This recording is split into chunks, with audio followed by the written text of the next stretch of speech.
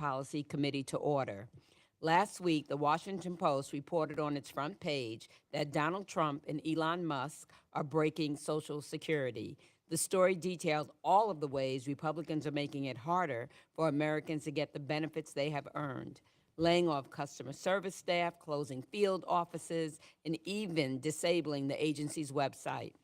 These are not accidental changes. Trump and Musk are breaking Social Security intentionally.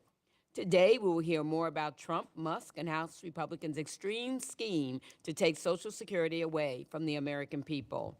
And we will explore their motivation, stealing from seniors and people with disabilities to give trillions of dollars in tax breaks for Republican billionaire donors.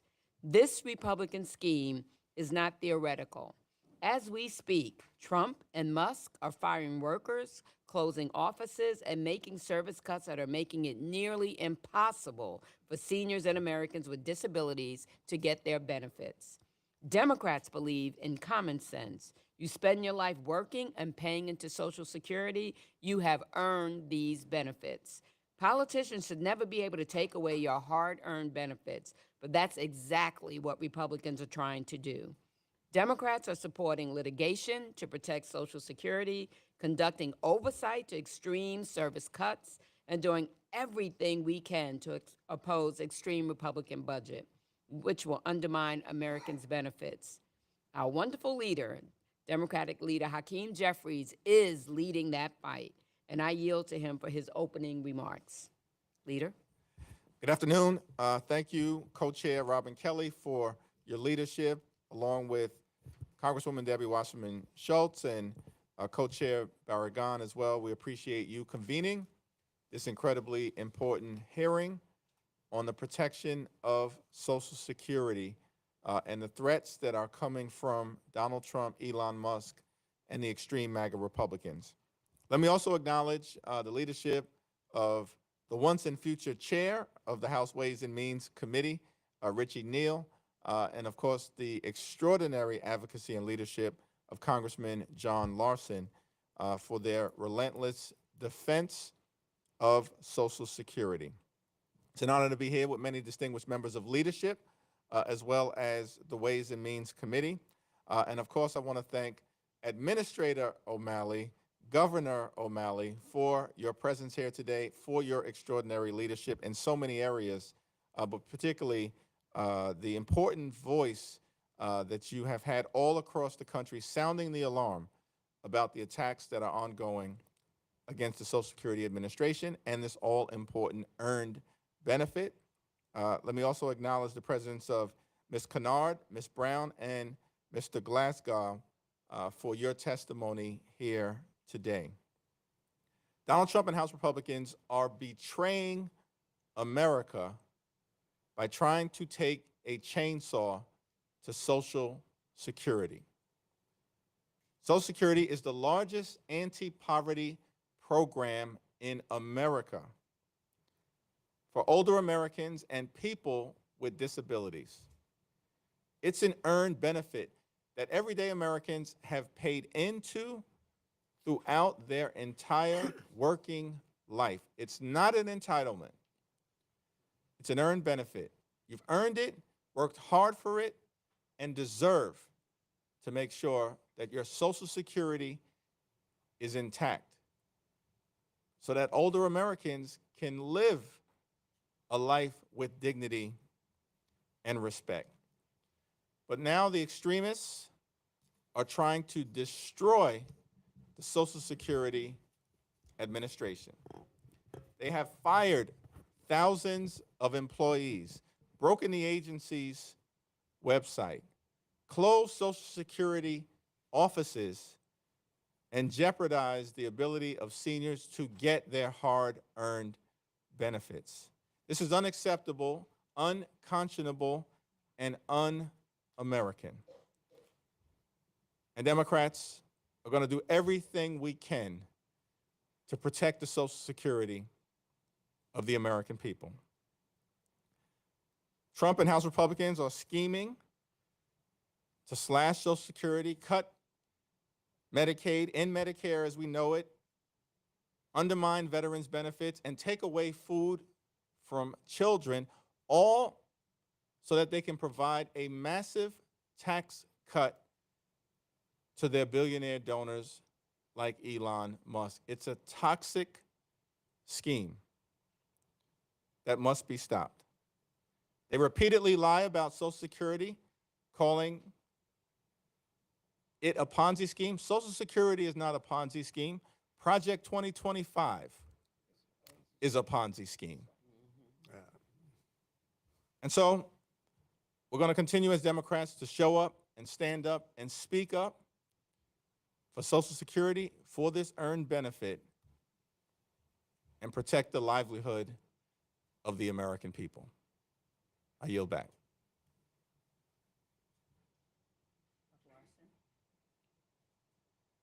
Well, thank you, and thank you. Thank you, and thank you, Hakeem Jeffries.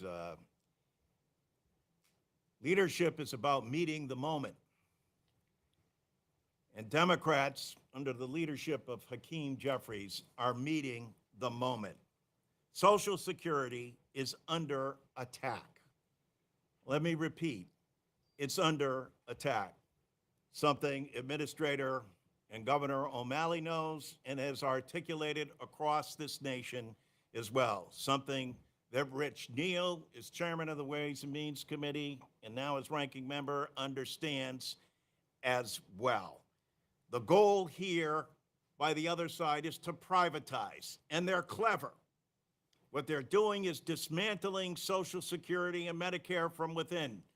They have disdain for bureaucracy in general, but there's only one bureaucracy that has $2.7 trillion in it that they have their eyes on. That is the hard-earned, as Mr. Jeffries said, benefit that the American people have paid into. It's an earned benefit that they deserve, and Democrats, thanks to the visionary leadership of Franklin Delano Roosevelt, have made sure that this is the #1 anti-poverty program for the elderly and the #1 anti-poverty program for children. And that's why we're out to make sure that we protect this, as well as making sure as we're providing disability as well for the citizens. We will not allow this to be privatized, but we have to aggressively educate the American public. And I think this short film that we're about to show will do that. So let's take a look. House Republicans want to take away Social Security benefits for 73 million Americans. They believe that seniors and people with disabilities don't deserve a modest benefit of less than $1,900 a month. They don't care that 40% of seniors have no income other than Social Security. They ignore that we've paid into the system, and it's our money they're taking away. They'd rather give the richest real estate moguls a big tax break to buy another home.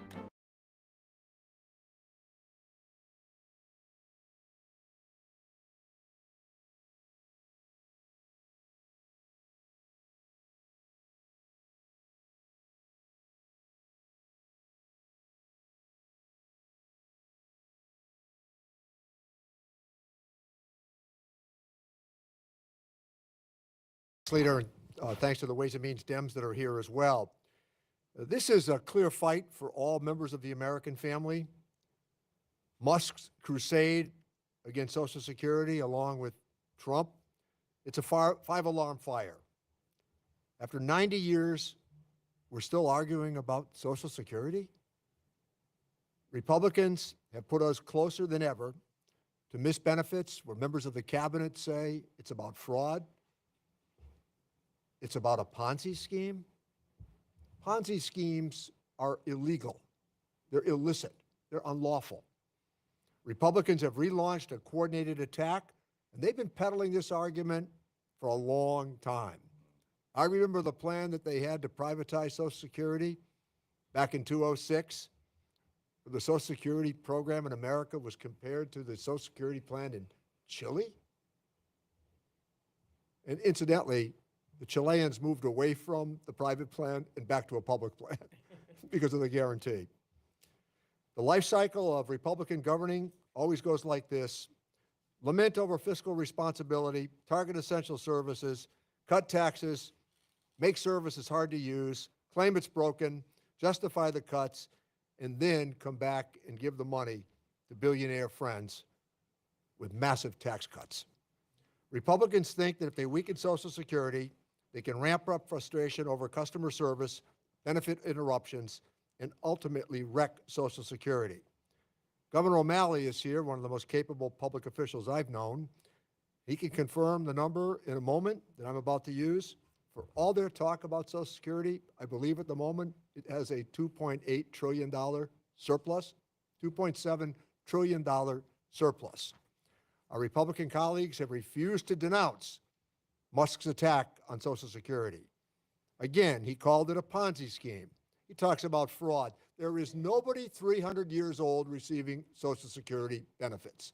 That argument was knocked down immediately. It was reckless and it was irresponsible. Yet, there's nobody on the Republican side who will critique what it is that they've said. The Commerce Secretary said seniors wouldn't call and complain if their monthly checks don't come. You never served in Congress, I'll tell you that. That's a call you get immediately. These billionaires are trying to run the country and take away one of the most dependable initiatives in the history of the world, Social Security. I know something about Social Security.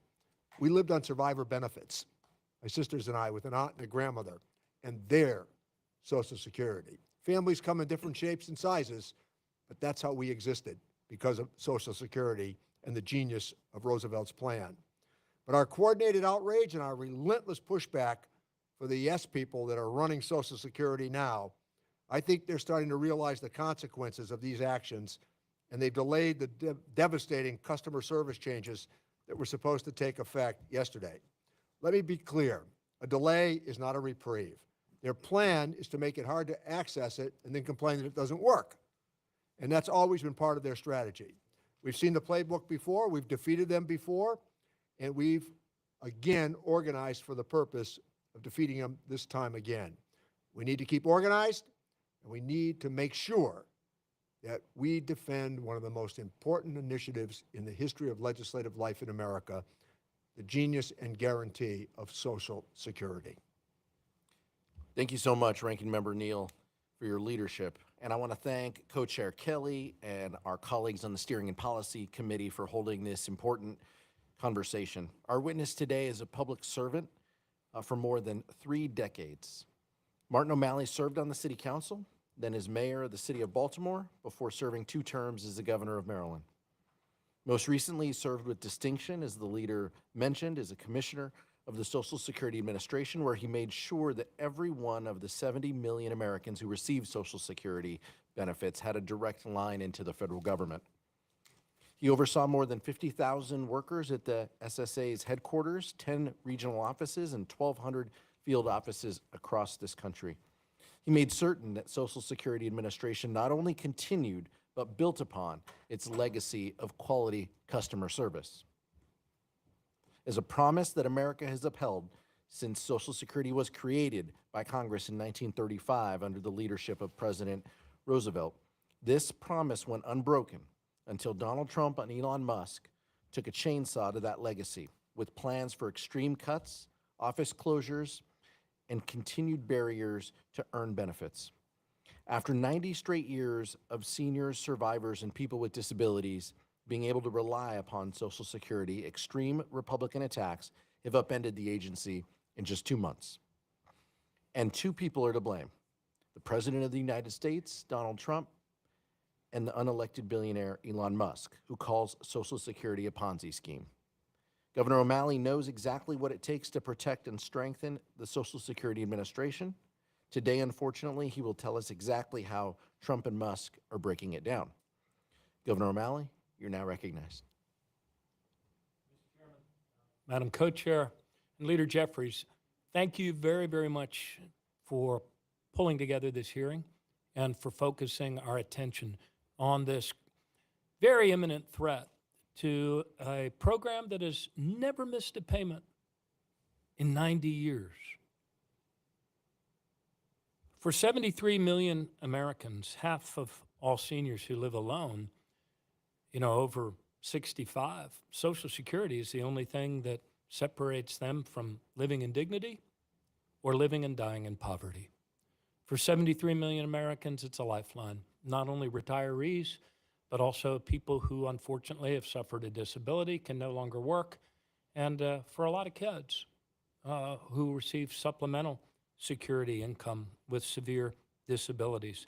I had the honor, as you said, of leading these men and women, and I watched them rally at one of the most difficult times in the agency's history.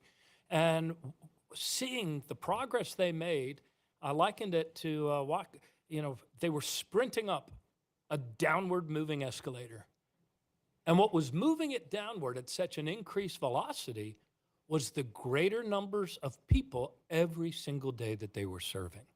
Because of, dare I say here, this committee is much younger than me, due to baby boomers of my generation, the ranks of their beneficiary customers every single day was a new record high. And after 10 years of staffing reductions imposed by House Republicans, their staffing was at a 50-year low. This graph kind of sums it up to the men and women of the committee. You can see, and it was projected for many, many years. Social Security operates on a 75-year projection. All of those baby boomers were born post-World War II, and we knew they were coming. But even with seeing the growing numbers of beneficiaries, level funding for this agency over the last 10 years has meant that they have to let the grim reaper of attrition bring them to a balanced budget by the end of the year.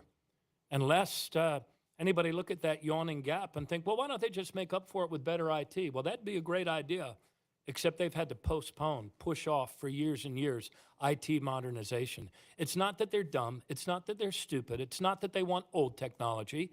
It's that we have failed to invest in their ability to modernize their IT. From my knowledge of this agency, from what I've learned from these hardworking men and women, this chainsaw of the Musk-Trump co-presidency is gutting this agency. It is breaking it from within, and it ultimately will lead to cascading failures, interruptions, and system shutdowns that will eventually, and I think within the next couple of months, lead to benefit interruptions for the first time in 90 years. And the reason for this crisis is not a mystery. House Republicans have remained silent in the face of this looming threat.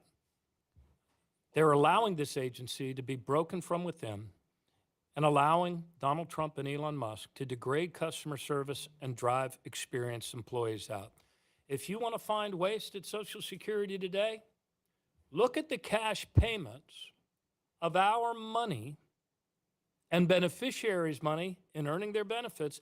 Look at the cash that they are burning by paying experienced, if overworked men and women to leave the agency. Some of them they're paying for the entire year not to show up for work again. Don't let the door hit your backside on the way out, and no knowledge transfer, which is critically, which creates a critical situation, especially in IT, where so many are retirement eligible. In the Office of Benefit Information Systems, 40% of those employees are retirement eligible.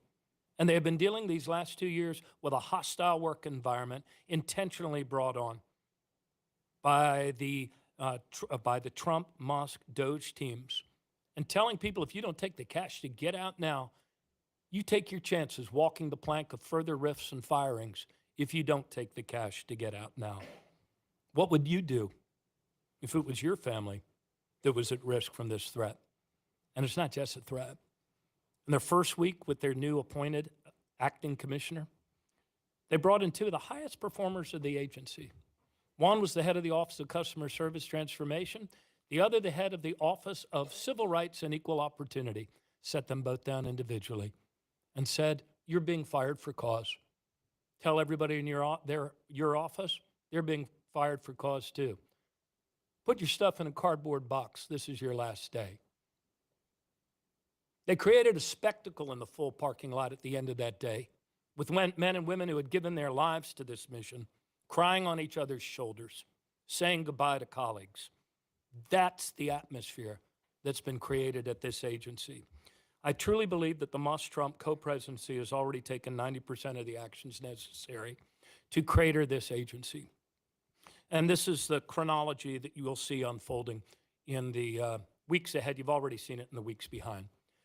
Largest number, greatest exodus in the agency that the agency's ever experienced over such a short period of time. I believe it's hard to get good numbers out of the agency anymore. It's kind of become the hermit kingdom.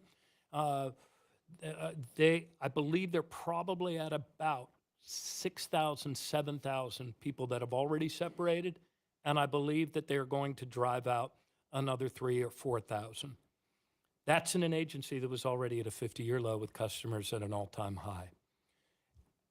As they do that, you are then going to see intermittent interruptions of the applications that process the claims, not the green screen COBOL that has all of our earnings in it and the personal identifying information, but the applications that sit on top of that, you're going to see them go down. In fact, I think today they were down for 3 hours. They are going to happen more frequently, and then in the weeks ahead, you're going to see them lasting a longer period of time. Instead of just down for 3 hours, you'll see them getting to 3 days. Ultimately, the combination of those things will see this agency head into a cascading event when that will ultimately interrupt the payment of benefits for some time. I don't know what that period of time will be, but knowing what I know about the agency, that batch goes through in various segments every month for pay, and I truly believe that for the first time in 90 years, those benefits are going to be interrupted for some time. I don't know how long. The goal, of course, in all of this, I've come to believe, it's not mere arrogance. Could be ideology. But it would appear that what they're trying to do is crater this agency and kneecap its ability to serve the public. They have to do that because 80% of Americans believe that Social Security should be strengthened and made better. So they can't really rub it until they wreck it and sour enough of the public against it. So you see a common thread going through a lot of their changes. Oh, no longer can seniors who have a hard time getting to a field office, no longer can they get their business done on the phone. We're policing fraud, so no longer can they do it by the phone. They have to go to a field office. The enumeration beyond entry, which actually was going on during the first Trump administration, the automation when USCIS sends to Social Security, people who are immigrating lawfully and says, send them a Social Security card for work purposes. Oh, you can no longer do that? There might be fraud. You know, it's all part of a blue conspiracy to give immigrants the right to vote. So they make them go to a field office. I could go through other ones, but it seems that what they're trying to do, even as they threaten to close offices, is to jam them up and give people the worst possible experience they can have. So then after wrecking it, they can rob it. What they want to do with the $2.7 trillion, I cannot tell you. You all have your theories. But I can see that they're trying to wreck this agency. And the people of the United States who earn this benefit need to stand up right now. I truly believe only an aroused democracy can stop them from doing what they're already 90% of the way to doing. And it's my great hope that because of this hearing, because of the laser focus, because Leader Jeffries of you and your colleagues raising the alarm, that maybe we can even persuade some reasonable Republicans to lend their voice to the cause of securing Social Security for the future. Thank you. Thank you, Governor O'Malley, for sharing your expertise with us today, and thank you for your leadership and the work that you've done, and to all of the men and women of the Social Security Administration for the work you do on behalf of all of our constituents. I want to thank our leader, the co-chairs for the leadership of doing these hearings. The Republicans refuse to talk about the issues, and it's important that we do. Governor O'Malley, Elon Musk continues to falsely claim that there is widespread Social Security fraud and uses his misinformation to justify drastic cuts that make it harder for seniors to access their earned benefits. What are the facts about Social Security fraud? Is Elon Musk actually doing anything to combat fraud in any meaningful way? I have not seen it yet. I've seen a lot of waste, and it's being committed, as I said before, giving our cash to people to quit the agency. And let's talk a little bit about the fraud. It is a large agency, 73 million payments, and we had functions to police against fraud. One of them, Donald Trump decapitated on the second day in office by eliminating the head of the Office of Inspector General. The internal inspections unit, separate from the other, aspects of Social Security, was called OARO. OARO. It stands for Analytics, Review, and Oversight. And that division's job was to police against improper payments, whether fraud or errors of the agency. That division, in which the current puppet commissioner used to serve, was dismantled by him in his first week on the job. Tore it apart like the flying monkeys tore apart the scarecrow. Sent one piece here, another piece there, so that was eliminated. Prior to the elimination of the OIG and OARO, report after report said that we had a error rate, improper rate, of below 1%. Sometimes it was 98.7%. A lot of that, though, was not fraud. That was errors on our part, leading causes being that people retire at 62 and they continue to work and their earnings estimate was off, or people on SSI working a second job to make ends meet, underpaid, overpaid. So the fraud is actually pretty small, although it's a big agency. So you have to constantly police against it. The big lies that were spewed out once they took away the agency's ability to police against us, the first one was the zombie apocalypse with all the millions of people with checks streaming out of their cadaverous pockets walking the planet Earth. That is not true. Not true at all. In audits or studies that have been done, I think what the Inspector General found in 1 year was 800 people that got checks beyond their deceased date, and usually we catch up with that in a couple months. The other big lie that was told the other day on Fox News, where the brave Elon Musk is the only network apparently that he's able to go on, he said that 40% of all of the calls coming into the 1-800 number are fraudsters who steal your direct deposit checks all day long and nobody stops them. The truth is, only 1 out of 3,100 calls to the 800 number is fraud. We thwart 4 more for every one that gets through, and they could thwart even a higher number than that if they'd implement the synthetic voice recognition and the automatic robocall recognition that we had teed up for them, but for some reason they haven't done. The third big lie came over the weekend, not coincidentally in Wisconsin, one of those swing states that they pounded with the big lie during the campaign that illegal immigrants steal your Social Security benefits and are going to bankrupt the system, when the truth is, people working here outside of legal status, illegal immigrants so-called, are prohibited by law from receiving any Social Security benefits, although they pay in $22 billion for the rest of us. And in this big thing where they walked and strutted around a giant American flag doing their best George Patton imitation, though I don't know that either of them ever served, they then had a graph that showed the number of people number of immigrants coming into America over the last few years, pointed to a spike and said, aha, this is what we've found. All of these people got Social Security numbers. And their handpicked audience gasped. They discovered it. And they said this was all part of a blue state plan to give illegal immigrants the right to vote so that and he said this, so that we'll never be able to, a blue state in perpetuity from which none of us will ever be able to escape. And they said that, and all of these people, all of these millions, it was like 3 million, who they insinuated strongly were illegally here.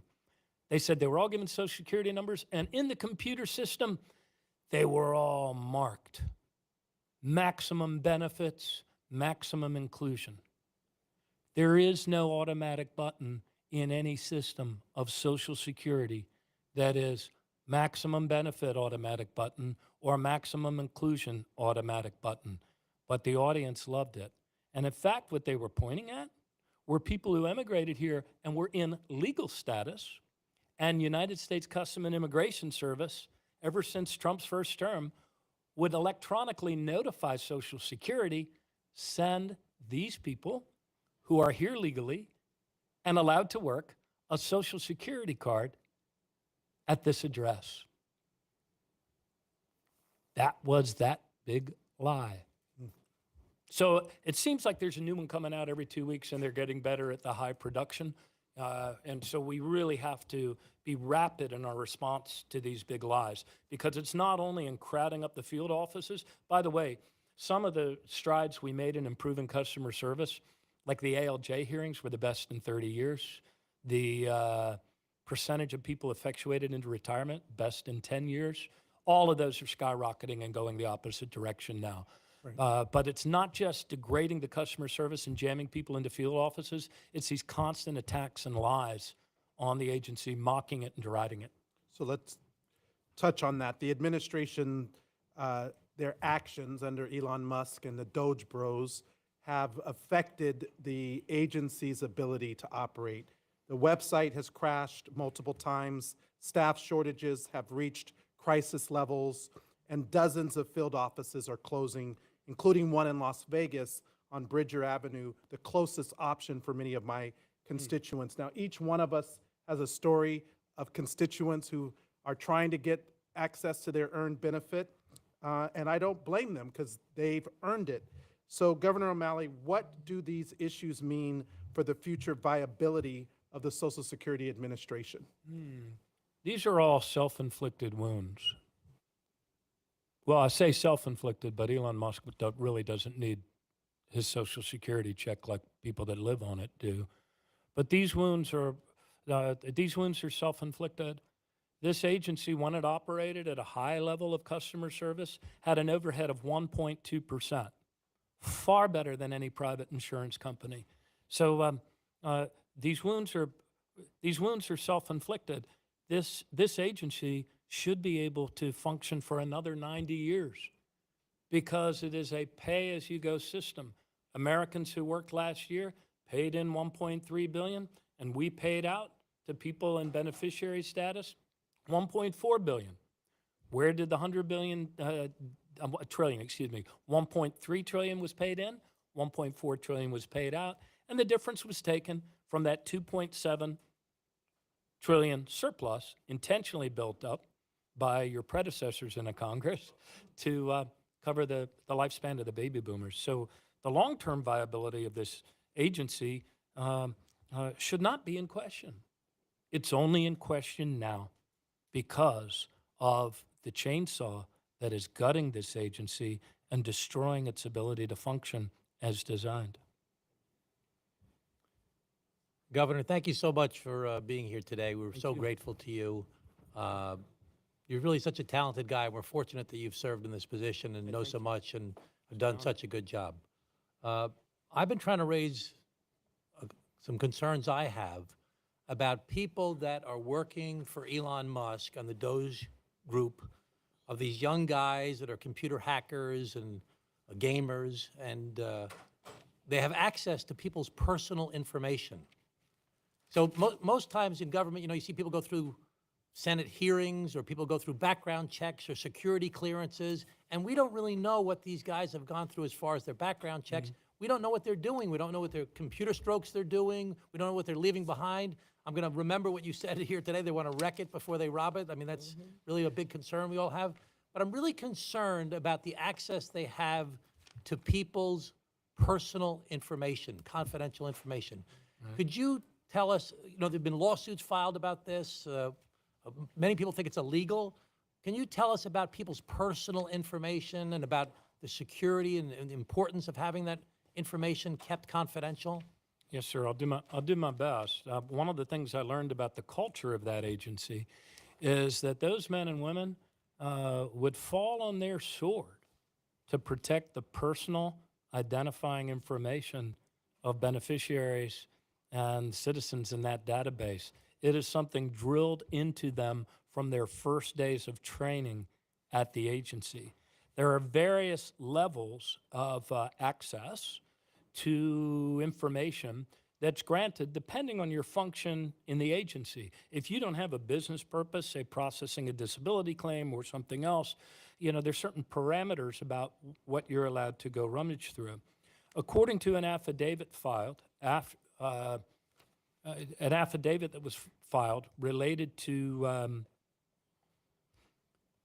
the forced resignation, I guess we'll say, of their first acting commissioner, career civil servant, Michelle King.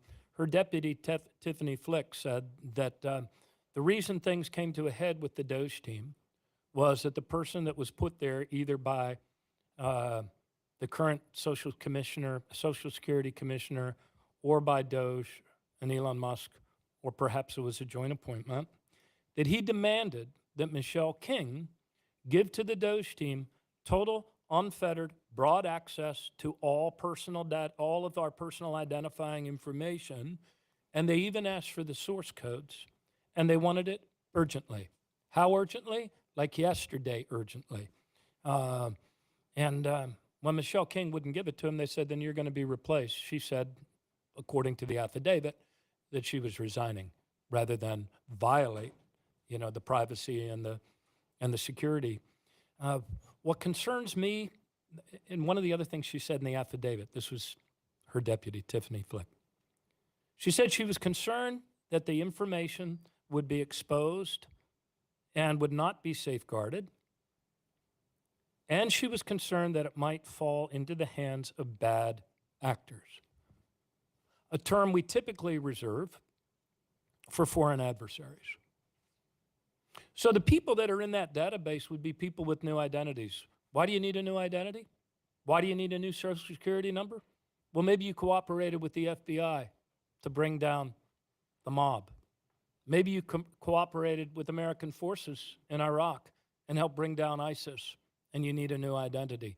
People that cooperated in Afghanistan. People who perhaps defected from Russia or from communist China and had been found to have been aiding our government. That's what concerns me. It's really scary. I mean, if you think about it, it's not only access to people's personal information, their bank accounts, everyday Americans, but it's some of these very serious cases that you're talking about. One of the charts that you put up earlier was about the number of employees that work at the Social Security Administration. And there's been a concern for a long time that there's been inadequate staffing at the agency. And now we're going to see these layoffs. And as you pointed out, the employees are less than half of a tenth of a percent. The number they're firing, that 7,000 people, we hear that number over and over again, is less than a half of a tenth of a percent of the overall budget. Right. Most of the budget is the benefits that you distribute. And we already hear about wait times and things like that. And I have people calling my office like crazy, not just people who are afraid of what's going to happen, but my number of cases of people who are actually having a problem because they can't get through, or they can't get a form filled out, or they can't get their benefits have tripled over the past couple of weeks. Can you tell us about how these reduced workforce will affect the agency? I'm seeing a lot of heads nodding of other members who are seeing the same thing, of people calling. Yeah, it's a shame. Last year we were able to bring down a lot of those wait times. Now they're all skyrocketing. Let me show you. Can I show you just one example? Can you put up that first map? These are the ALJ hearings by ALJ districts. Our goal was to get it down to 270. Hadn't been 270 days, time to decision, in 25 years. But we worked at it. Every 2 weeks we worked at it. And those are kind of the catchment area of the offices. By the end of the year, next slide, that's what they were able to get it down to. So this is an agency that operates on less than 1%, even though it's the largest adjudicatory body in the free world. They're running up a downward moving escalator because of all of the new beneficiaries.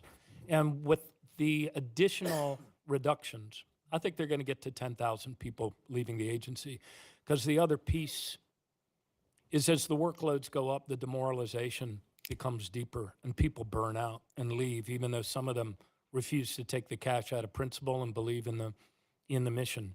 So you're talking about taking roughly 53,000 people down to 46, 44,000. It's going to mean that if you go to a field office, you're going to see a heck of a lot more empty, closed windows than you see people at the windows. It means that if you worked all your life and you finally hit 67 and want to apply for benefits, it's no longer going to take you the 2 weeks that it did, that they got it down to last year. It's going to take you many more weeks than that. And if you, God forbid, are suffering from a disability, already more people die waiting for an initial disability determination than ever before in the history of the program since Dwight Eisenhower signed it into law.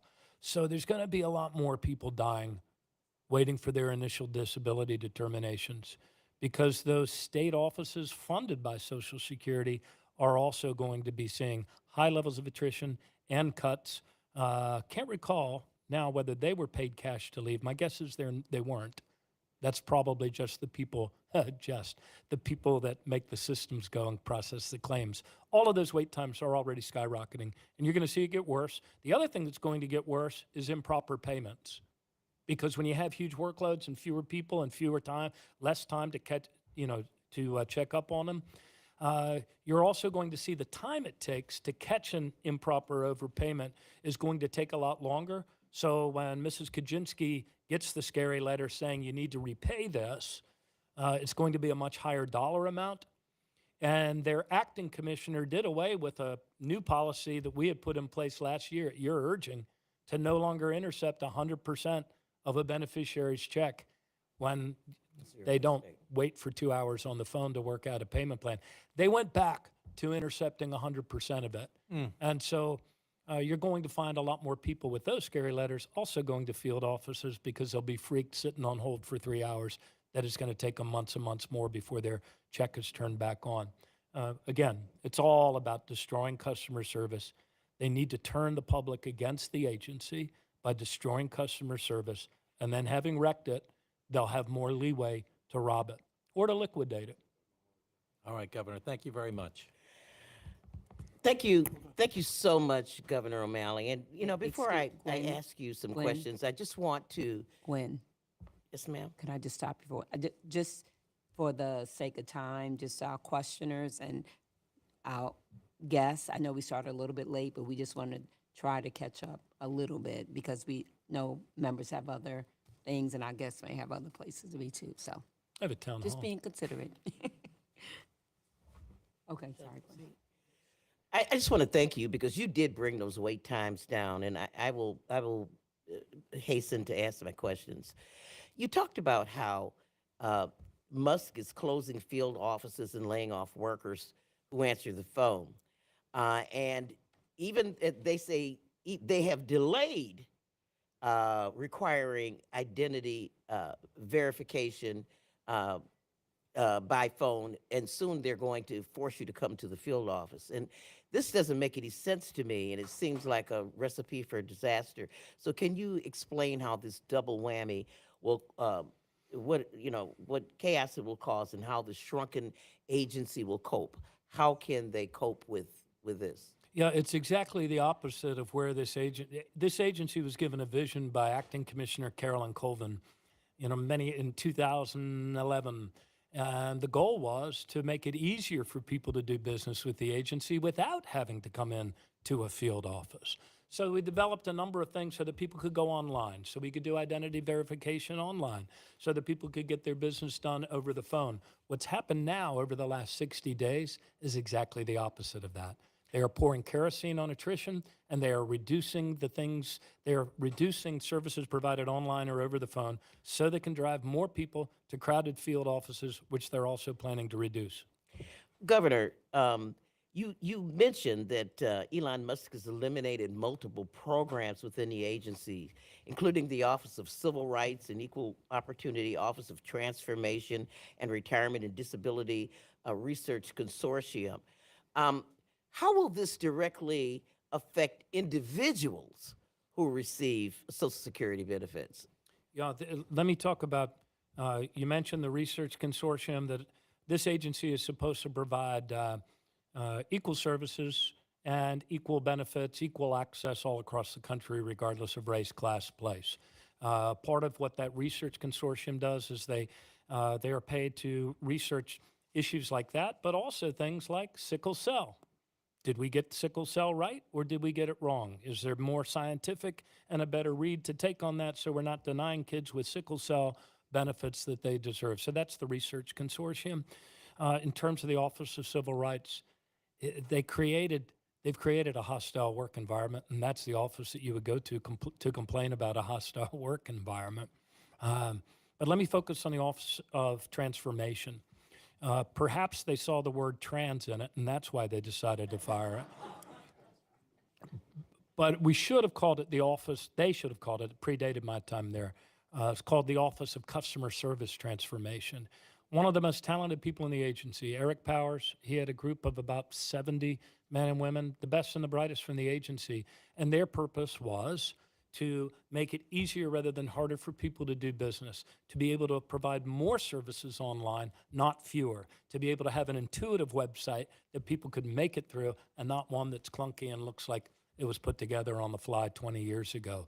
So the elimination of that office, shortly after they eliminated the office, they called him and they fired him for cause. Part of that was to send a message that they can fire anybody illegally that they want. There was no cause.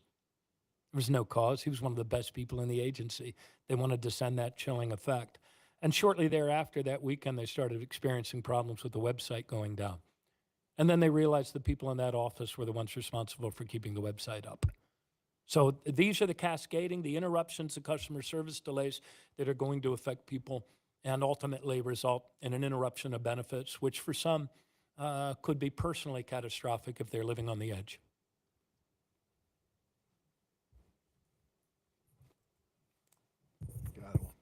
Governor O'Malley, first, thank you for being here and sharing your perspectives with us. And thank you for your leadership. Your leadership shows us how Social Security can be improved and strengthened. And so we appreciate that. I also want to take a moment to thank all the good people who worked with you at Social Security during your time there. People who, as you have described, took their jobs very seriously and understood that the work they were doing on behalf of the American people was truly a sacred trust. Sadly, Donald Trump and Elon Musk are not trying to build up the Social Security Administration. They're actually trying to break it, as you noted. That has profoundly serious consequences for all Americans. After all, Social Security benefits Americans at every stage of life. More than 5 million kids and widows who receive survivors' benefits rely on Social Security. More than 8 million people with disabilities rely on Social Security. And well over half of our nation's seniors rely on Social Security as their main source of income. House Democrats are listening to the American people, and they're telling us that they count on Social Security. So what I'd like to do is hear from some of those people right now, if we can cue a video. I have been paying into Social Security since I was 16 years old. I worked for over 50 years in the manufacturing industry. I started working at the age of 15. 38 years for 2 Fortune 50 companies. Years in service, Navy. The 911 emergency police dispatcher. A school librarian. We worked very hard our whole life. Social Security presently represents about a third of my income, about half of my disposable income. I live almost entirely on Social Security benefits. We basically have to live off of that. Without Social Security, millions of seniors would be poverty-stricken. It helps pay the bills. The mortgage, our light and gas bill, water bill, and food. Me and my husband would be devastated to lose it. Without Social Security benefits, my disabled daughter will have no access to housing or resources to meet her basic needs. I was diagnosed with Parkinson's disease. Loss of benefits will have a direct and daily effect on me and my family as we navigate the medical needs we will be facing. To say we are more than concerned, I'd say we are a bit terrified. It's been very unsettling to try to figure this out. I'm concerned about what's happening with DOGE and the massive cuts to Social Security. The thought of delaying payments or making errors is stealing from the people. We paid in for it. This is our funds and our money, and we deserve it. Please, don't let them take our monies. I paid into this since I was 16 and now 73. More than 30 years, I worked for that. It means the world to me. For young people with disabilities like my sons. For millions of seniors who worked our whole lives and paid into this. Don't touch Social Security.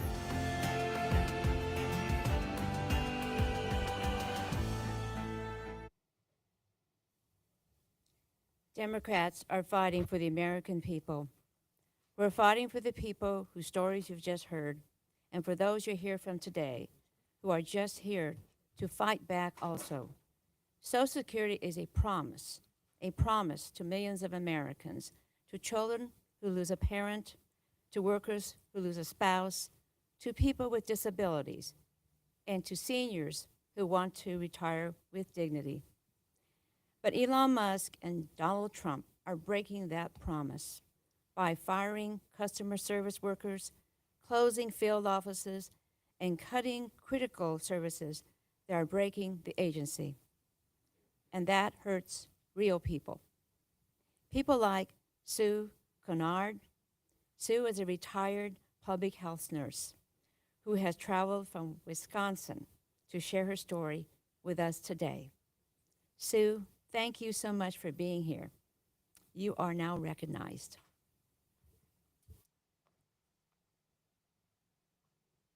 Good afternoon. My name is Sue Kennard. I am a proud retiree member of the American Federation of State, County, and Municipal Employees, AFSCME, and a La Crosse, Wisconsin resident. I am here today to make it clear that the earned benefits of Social Security must be preserved and protected from the radical attacks and misinformation we are seeing from the administration. Social Security has been a life-changing program for me and my family for much of my life. When I was 3 years old, my father passed away.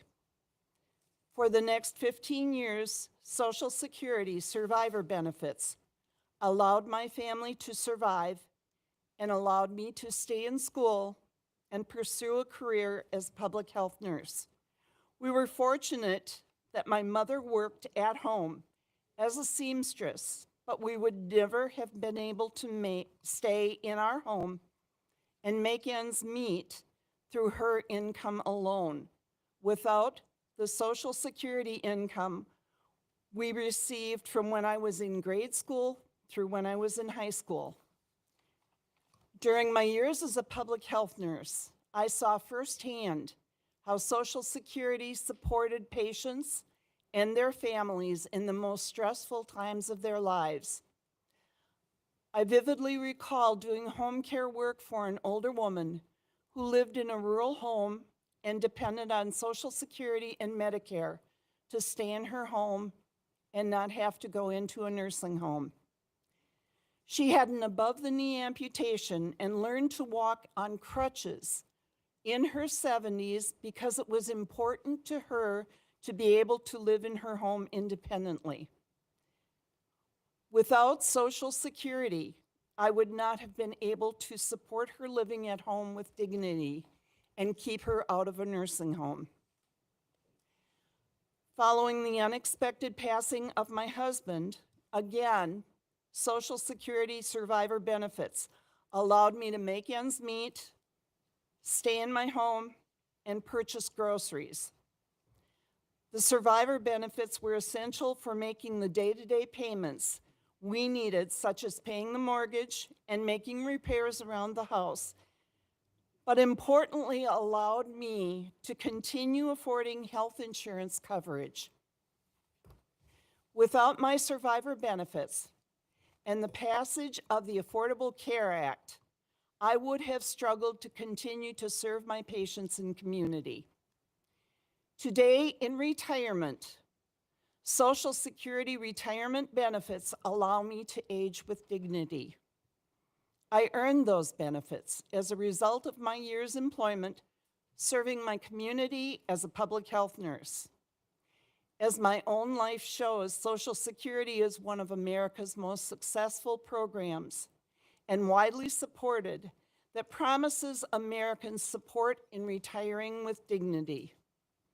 Despite the value, importance, and efficiency of Social Security to Americans, Elon Musk's Department of Government Efficiency, or DOGE, has spread misinformation about Social Security and put the program at risk for millions of Americans who depend on receiving their earned benefits each month.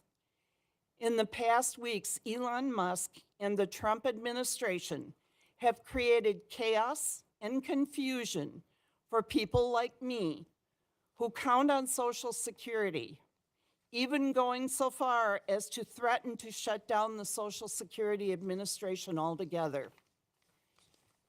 The administration has made irresponsible staff reductions, threatened to close field offices and reduce telephone services, and brought back cruel overpayment policies that threaten the futures of millions of retirees, seniors, and people with disabilities, the futures of people like me.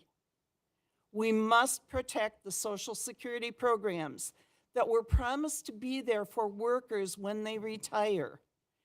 The Elon Musk DOGE team and the Trump administration have produced zero evidence of fraud while undermining a program 69 million Americans rely on.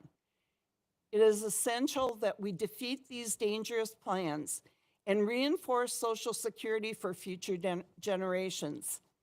I want to thank the Democratic Steering and Policy Committee for hosting this important conversation and for your work to support Social Security beneficiaries and their families. Thank you, Sue. Our next witness is Judith Brown from Charlotte, North Carolina. For 20 years, Judith worked hard, played by the rules, and paid her taxes. She contributed to Social Security with the expectation that it would be there for her. After 20 years of hard work, her health took a turn. She had to leave the workforce. Because of Social Security, Judith was able to get modest benefits to help make ends meet. Her story is one of many. Some 7 million Americans receive disability benefits after working hard for years before an accident, a medical event, or some other catastrophe. Social Security is a vital lifeline for people with disabilities. And the Trump-Musk cuts to Social Security are falling disproportionately on people with disabilities who may need extra support with their benefits. One of the proposed cuts is to shut down the Saginaw, Michigan field office in the heart of my district.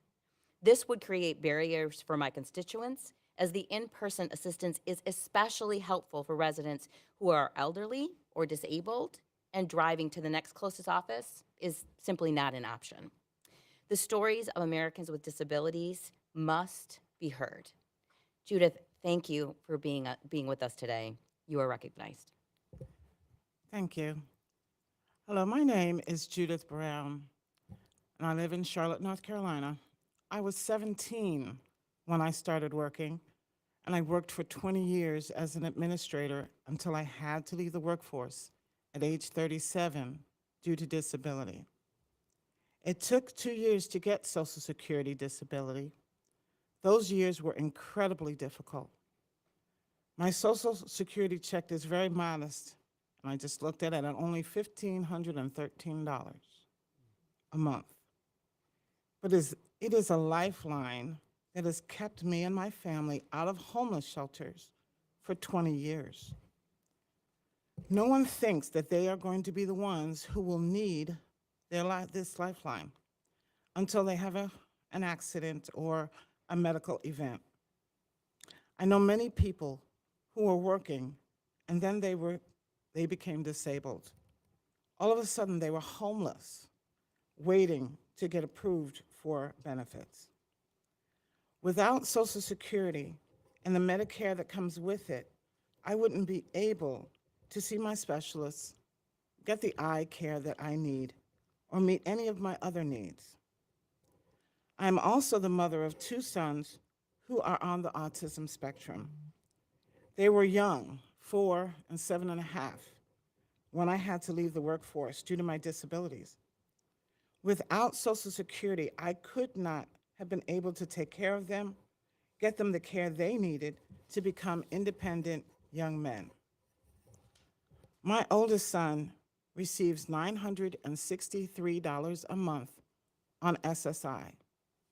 My youngest used to receive SSI as well, but came off of it when he was 19. He now works as an artist and in retail. He lives with 2 roommates, and it isn't always easy, but he is proud to support himself. Most people that I know that are on SSI or Social Security disability, including myself, would like to work. But it is very difficult to find jobs that can accommodate our disabilities. It is also scary to risk losing eligibility for our benefits and the health care that comes with it. I did once get a good remote job in 2010, but after 45 days, we were all laid off. It took a long time to get my Social Security back. Now I hear that Elon Musk and Donald Trump want to close Social Security field offices, lay off thousands of workers, and limit what people are allowed to do over the phone. As a person with mobility and vision impairments, this is outrageous. I need to be able to access my Social Security in the way that works for me. People with vision and mobility issues just can't drive hundreds of miles to spend hours waiting in line in an overcrowded field office. The chaos that Musk and Trump are causing is incredibly stressful and confusing for people around the country who rely on Social Security. The Musk-Trump plan for Social Security is slash and crash. It would destroy the services that families like mine rely on. Our entire existence is on the line. Please fight to protect Social Security for seniors like myself and for young people with disabilities like my sons. Thank you. Thank you, Judith. As Sue and Judith have shared, Social Security benefits are vital help to people from all walks of life to make ends meet. And behind the 70 million Americans who count on Social Security are the frontline workers who process checks, resolve issues, and ensure the benefits are delivered in full and on time. Workers like Rennie Glasgow, who works at the Social Security Administration in Schenectady, New York. Rennie has seen firsthand how Elon Musk DOGE cuts have harmed Social Security services. Cuts that have broken the website and made reaching someone on the phone nearly impossible. Cuts that are making it harder for seniors and people with disabilities to get the benefits they have earned. Rennie, thank you for your service and for being here today. You are recognized. Thank you. Good afternoon, distinguished members of the committee. My name is Rennie Glasgow. I've devoted 15 years of my career to helping people access the benefits they have earned through Social Security Administration at the Schenectady Social Security office in New York. I began my career as a claims specialist and have advanced to become a claims technical expert, handling the most complex cases every day. And each day, I assist members of my community, seniors, disabled individuals, and survivors who depend on these benefits for their livelihood. I'm proud of my work, ensuring people achieve the benefits, receive the benefits to which they are entitled. I'm a proud federal employee and a proud member of this AFGE. Today I appear before you as an AFG member because Social Security is being deliberately sabotaged. Our Schenectady office has recently lost 7 employees through the DOGE illegal firing. This represents a devastating sabotage of institutional knowledge and experience. It takes a minimum of 2 years for an individual, an employee, to fully be trained in our programs and to essentially get out there and assist individuals with maneuvering and understanding their benefits.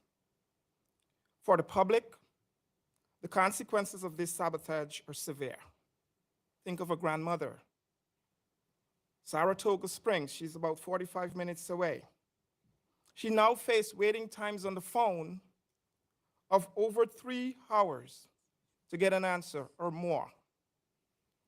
And then when she cannot get past the identifying questions on the phone, she has to trek down to the office where she may have to spend the entire day just to get a simple question answered or simple direct deposit changed. Service delivery has become extremely challenging. Americans will struggle to access their earned benefits. This is another form of sabotage against vulnerable citizens. Social Security has been at an all-time low in staffing. And while the public suffers from inadequate service, 7 of my dedicated colleagues will now worry of how they will provide for their families. Recent changes to our operational procedures have created even more obstacles for the public to access benefits. For example, the implementation of a 2-step identification process, which means individuals who experience issues logging on to their online account will have to now travel to an office to verify identity in person.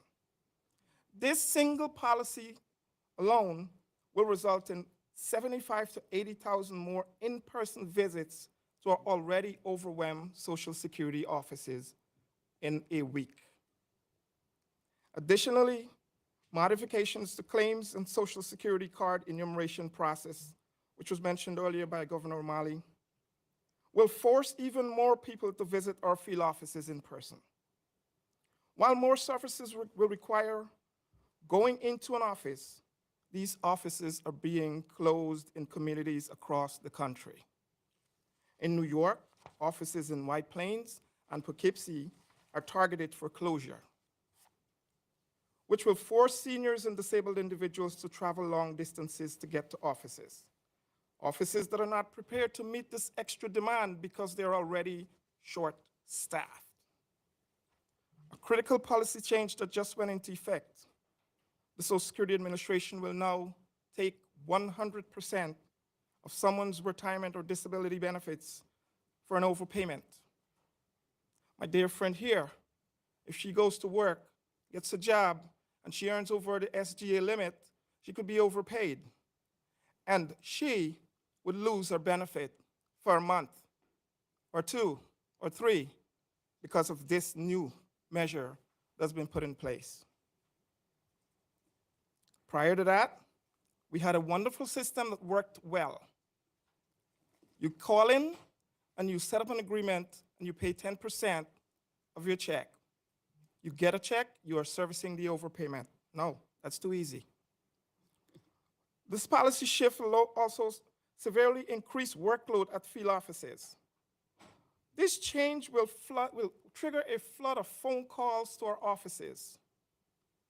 This change will also mean that the individuals, they lose their 1-month check, then they will come into the office, they will file a request for a waiver that has to go through another 120-day process. They have to file a request for reconsideration, and then they have to file a hearing, another almost a year before they get a result on that measure.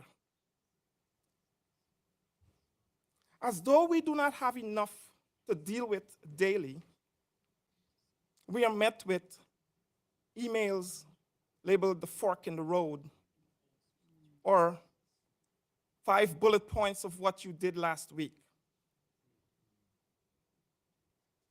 Our activities are tracked as soon as you log on with your PIN.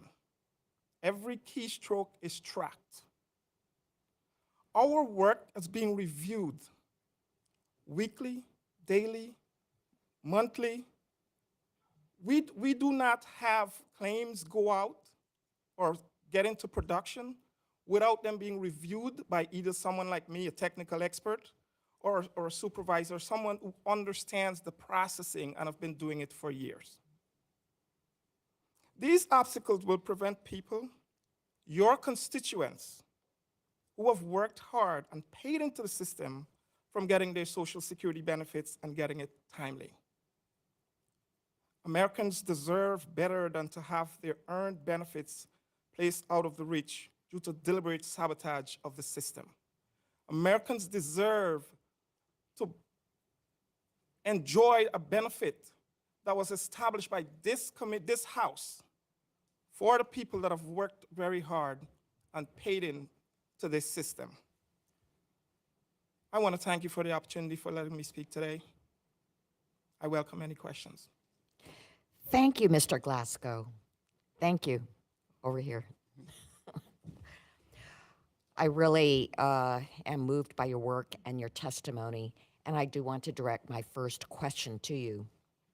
Elon Musk, who's directing cuts to Social Security, recently called Social Security the biggest Ponzi scheme of all time. You work directly with people receiving Social Security every day. Do those beneficiaries think Social Security is a Ponzi scheme? Not a single individual that receives Social Security benefit subscribes to those terms. As a matter of fact, I have been holding rallies in front of our Social Security offices in upstate New York. I had the privilege of having our Congressman Tonko join me in one of our rallies a few weeks ago. Thank you, Congressman. And what we have continued to highlight is Social Security is not a Ponzi scheme. It appears as though there are individuals that would like to make this into a Ponzi scheme so they can benefit in a sinister way. Thank you for that. Ms. Brown, thank you for sharing your story with us. You mentioned your concerns about field offices closing and phone service being limited. Can you tell us more about your concerns with being unable to access help with your Social Security benefits? Yes. So for 20 years, if I needed any assistance, I could call that phone number. And there would be someone on the other end that could help me. I could verify everything. There was a series of questions to verify my identity, and then they would be able to help me with my case.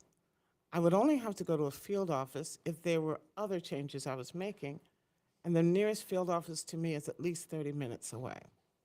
I do not know which offices are slated, but it will then require me to have someone drive me to those further offices. I would not be able to do it. I wouldn't even be able to afford a Lyft to take me 30 plus hours away. Thank you, Judith. As we've discussed, Social Security isn't just for seniors and people with disabilities. Survivors' benefits are essential lifelines for people who lose a parent or a spouse. In my district, California's 29th district, there are nearly 96,000 Social Security recipients. Sue, can you share how your life would have been different had you and your family not been able to get Social Security benefits after you experienced tremendous loss? I can. As I said, my father died when I was 3 years old. Without the Social Security benefits that my mother and I got, we would not have been able to stay in our rented apartment. We would not have been able to afford food. And truthfully, I would not be who I am and where I am now. Having those benefits allowed me to concentrate on my schoolwork through high school, and doing that, get the grades that I needed to go into college and get scholarships and grants to take me through college so that I could earn my bachelor's degree in nursing and go on to be a person in the career that I had said I wanted to be, a nurse, before my dad died. I would not have ever been able to be a public health nurse, which was almost a dream come true. Again, when my husband died, I got benefits which allowed me to stay in my home, allowed me to pay the mortgage and utilities, and to put food on the table. Without them, I would not have been able to do what I am now. Thank you for sharing. Rennie, people like Sue rely on these benefits. Is it possible that the cuts Elon Musk is pushing are going to force Social Security field offices like yours to literally turn away people who need help getting the benefits that they have earned? Eventually, we may have to. If you think about it, yesterday and today, we have had record numbers of people visited our office. I've communicated with my colleagues earlier. And in addition to that, for about 2 to 3 hours, the system went down. So we have individuals waiting from 9 o'clock in the morning, and at 10 or 11 o'clock, they're told our system is down, we can't help you today. It is already happening. We don't know why they're there. It is a real bad system that is being set up. All these different mechanisms, like Governor Malley stated, is a mechanism to ensure that this system crashes and burns.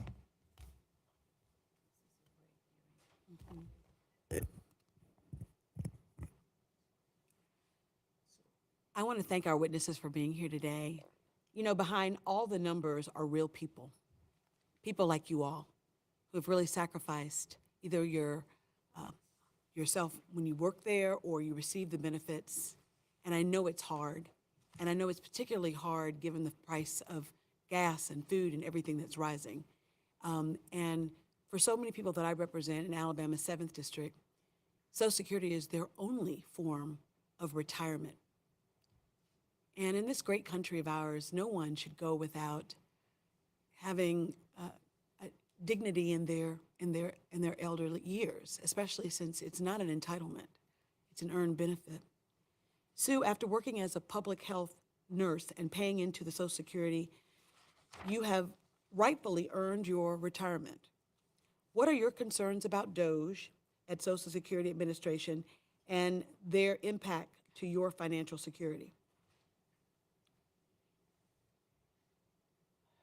We're hearing that Elon Musk wants access to our data, to our personal data. We all know that our Social Security numbers are used as a security question for a lot of things.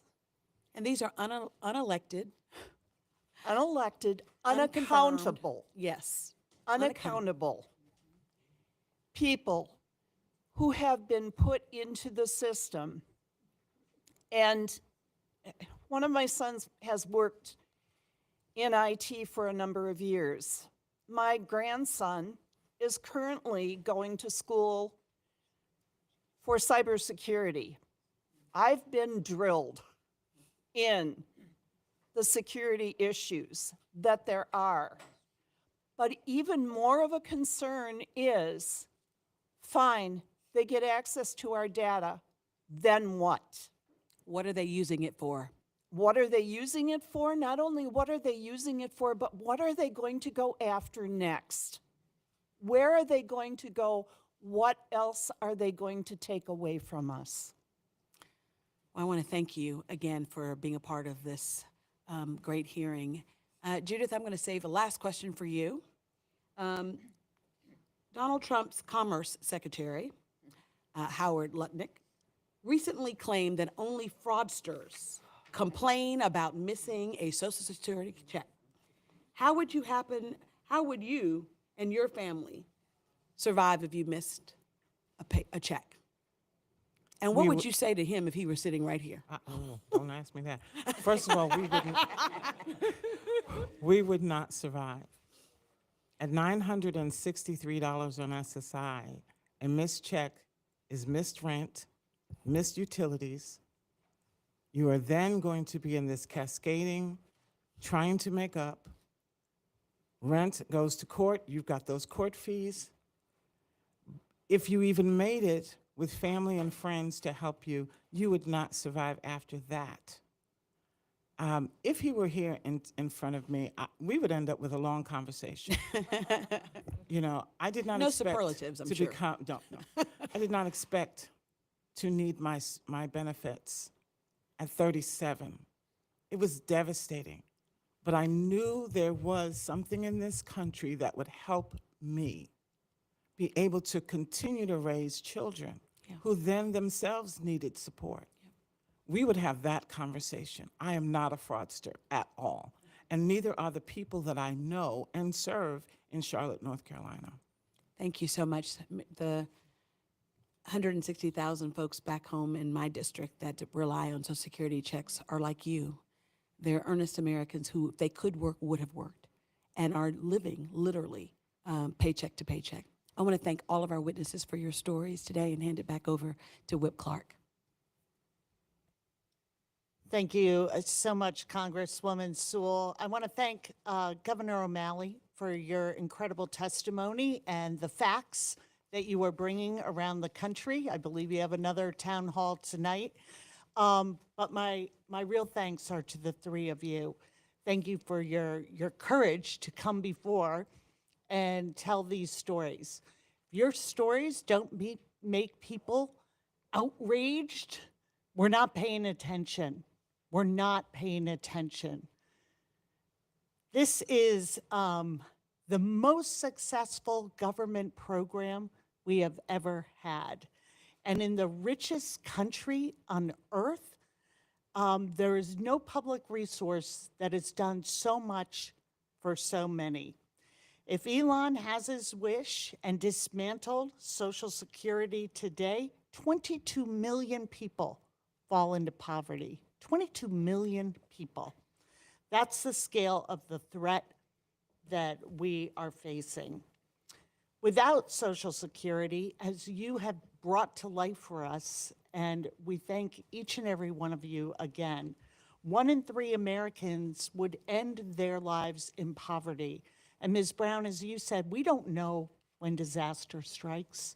These are not always anticipated events in our lives, and that's exactly why we pay into this system, to help those who find themselves facing the unprecedented, a death of a dad, an illness, a child who needs extra supports. And all of this, our seniors, people with disabilities, children, they are being redefined by this GOP as waste, fraud, and abuse. Waste, fraud, and abuse. But all of you, and we thank you, Mr. Glasgow, for connecting the real human efforts, the people behind Social Security who make this benefit work for people. That's what we're supposed to do in public service, and we appreciate you doing it. Because Ms. Brown put it best. When Social Security's workforce is decimated, when field offices close, when telephones are no longer answered, when you cannot get what you need online, we would not survive. We're going to remember those words. We would not survive. And I don't know if you and your mom would have survived at a time when you lost your dad. Instead, go on to have this amazing career as a nurse. And boy, do we need our nurses at this time as well, but that's a whole nother hearing. So why are we here? Why are they stealing the very benefits that people like you have earned across this country? It's because the Republican Party is no longer working for working people. Instead, they are working for a handful of rich donors, and they are making winners and losers, and that winner circle is getting very, very, very small. And in exchange for $277 million campaign contribution, you get to funnel the money away from the working class, defund the retirement of millions of Americans, and the money they have put in there and earned one working day at a time. And then use that money, your money, to cut the taxes for the top 1%. Once they have broken our system, then they'll intend to privatize it. We see the playbook. And then they sell it off to the highest bidder. It is a huge plot to help the rich get richer while everyone else is left behind. And it just comes down to corruption and greed. I will briefly share a story from a constituent named Susan who came to my office with a very similar tale. For 4 decades, she paid into Social Security. She was confident that benefit she had earned would be there for her in her retirement. Now, she is incredibly worried, terrified about what might be coming. So I'll leave you with her call to action. Susan said, "Do not let these evil villains destroy our precious democracy so they can pay fewer taxes, and keep the rest of us down as a permanent underclass, unhealthy, uneducated, and powerless." I will tell you that your testimony today, we do not feel powerless. We feel empowered to be in this fight with you. And we are going to defend everyone's right, not only to this earned benefit, but to opportunity, to freedom, and certainly to a secure and dignified retirement and a benefit that you earned when Americans need it. Thank you again for joining us. Thank you for being part of this fight with us.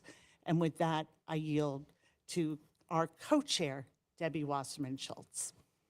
Thank you so much, Whip Clark. And thank you to Sue and Judith and Rennie for sharing your stories and for really helping us put a human face on the impact that these devastating cuts would have. And thank you, Governor O'Malley, really for your tireless work to defend Social Security and protect the 73 million Americans who count on it. Because the stakes couldn't be higher. Trump's acting Social Security commissioner threatens to shut the agency down, and his Commerce Secretary demonstrated just how disconnected the Trump-Musk administration is from real-life Americans by callously stating that Americans wouldn't mind missing a month of benefits. I know there are 5 million Social Security recipients in Florida who call BS on that. We have the highest percentage of Social Security beneficiaries of any state in the country. Democrats are here today and will be here every day to say hell no to these life-threatening attacks. You cannot shut down Social Security. You cannot steal Americans' hard-earned benefits. You cannot close offices, fire workers, leave phone lines unanswered, and make it harder for seniors to get their Social Security checks. These Social Security attacks repulse Americans, yet every Republican is staying silent. They want Trump and Elon Musk to break Social Security, just like 99% of House Republicans who voted to cut Medicaid and food assistance by $1 trillion. Their plan is to steal from hardworking American taxpayers, all so they can give billionaire donors and huge corporations another massive tax break. Once again, I ask my Republican colleagues, whose side are you on? Trump's billionaire donors or the American people? Democrats know our answer. We're on the side of the American people, and we always will be. This hearing stands adjourned, and our fight to save Social Security continues.